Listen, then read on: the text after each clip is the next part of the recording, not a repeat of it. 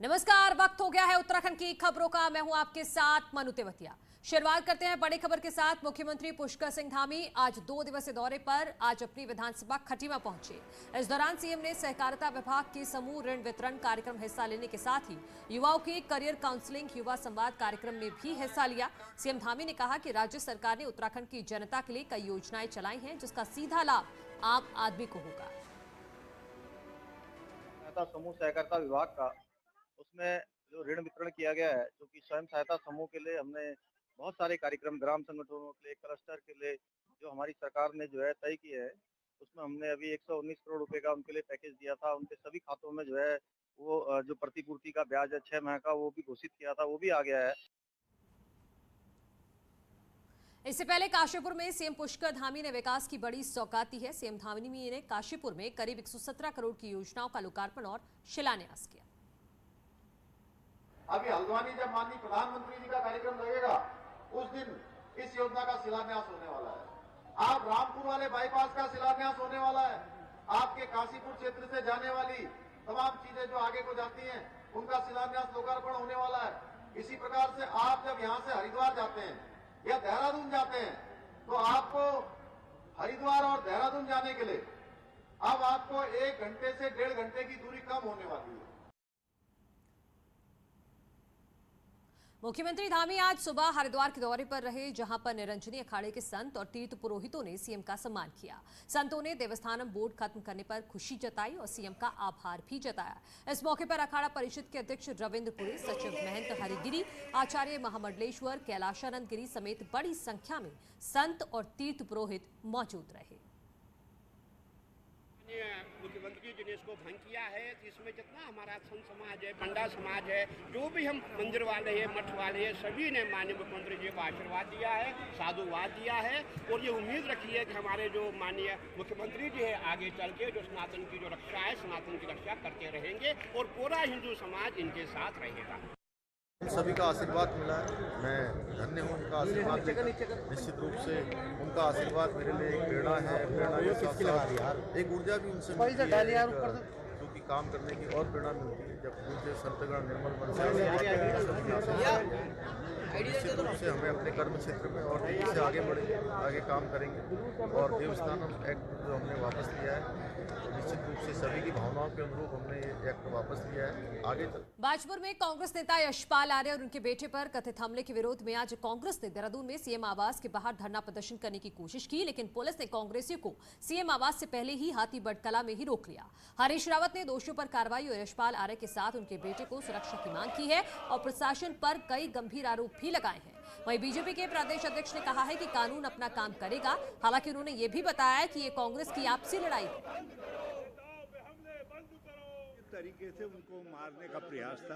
Police को सूचना थी, लेकिन पुलिस घटनास्थल पर नहीं थी और पुलिस ने रोकने का कोई प्रयास नहीं किया। थाने से 20 कदम की दूरी पर यह हमला होता है और हमले के बाद भी पुलिस नदारत रहती है। मित्रों को कहना चाहता हूं कि देखिए, कानून तो अपना काम करेगा। कानून किसी को भी कानून व्यवस्था के साथ खिलवाड़ करने की इजाजत नहीं होगी। लेकिन मैं ये भी कहना चाहता हूं कि जैसा बोओगे ऐसा काटोगे। विधानसभा चुनाव का प्रचार अब रैलियों के मोड में आ चुका है। बीजेपी ने प्रधानमंत्री की जनसभा कर इसकी शुरुआत की, तो कांग्रेस अब राहुल गांधी को लाने जा रही है।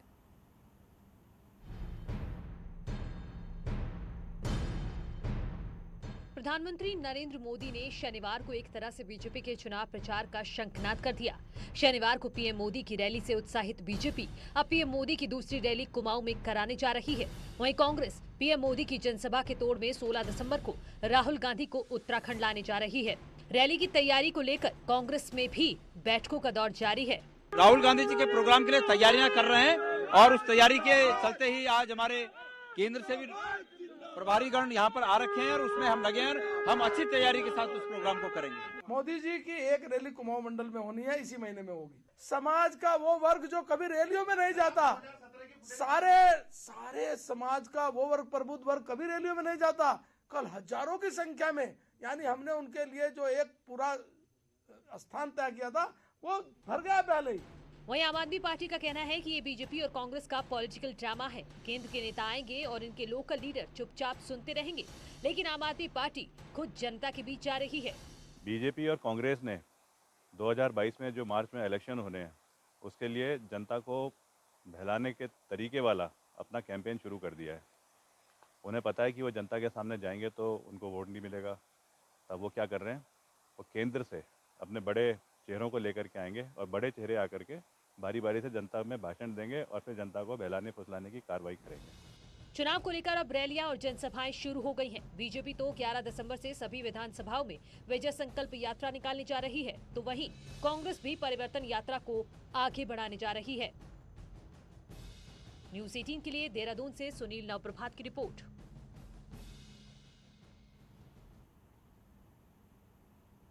2022 में होने वाले चुनाव से पहले अब बीजेपी और कांग्रेस मैनिफेस्टो बनाने में जुटी है। बीजेपी सभी विधानसभाओं में चुनावी रथ बेच रही है। रथ में एक चुनावी पेटी होगी और उसमें जनता अपने सुझाव डालेगी।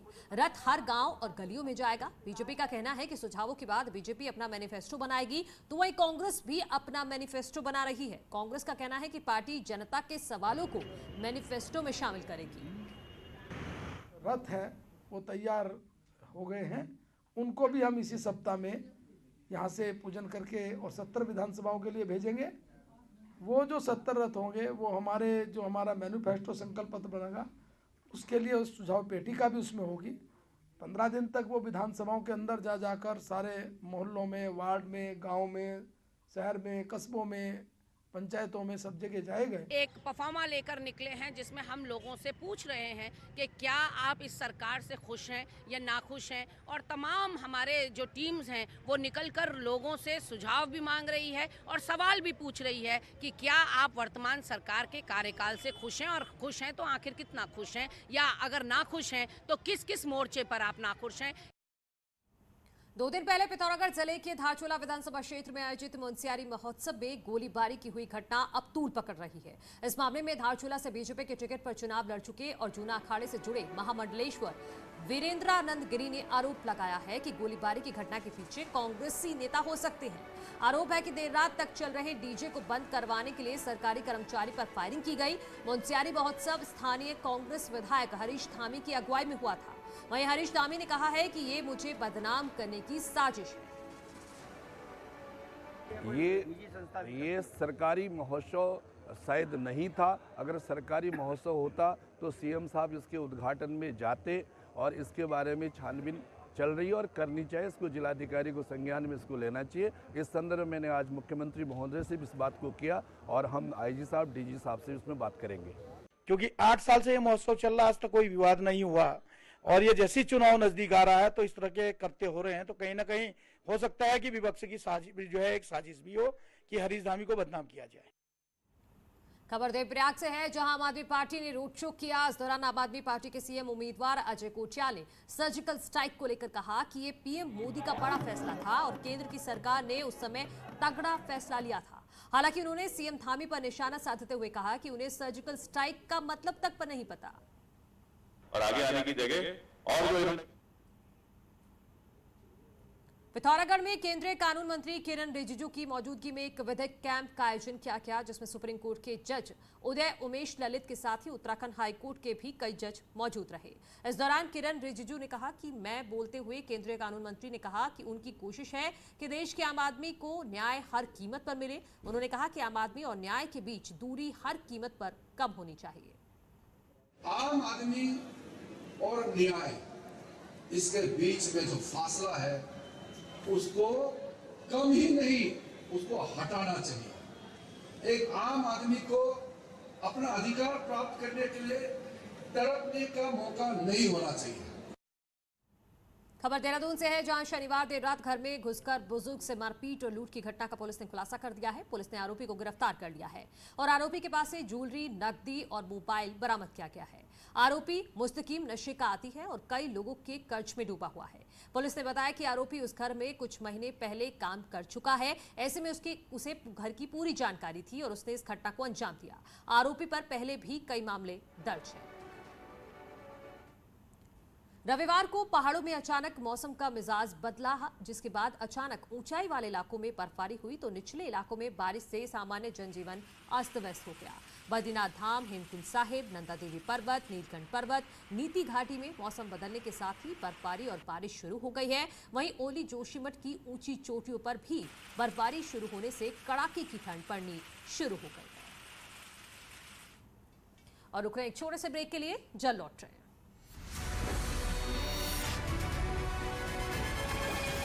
छात्राओं के मारपीट कैमरे में कैद हुई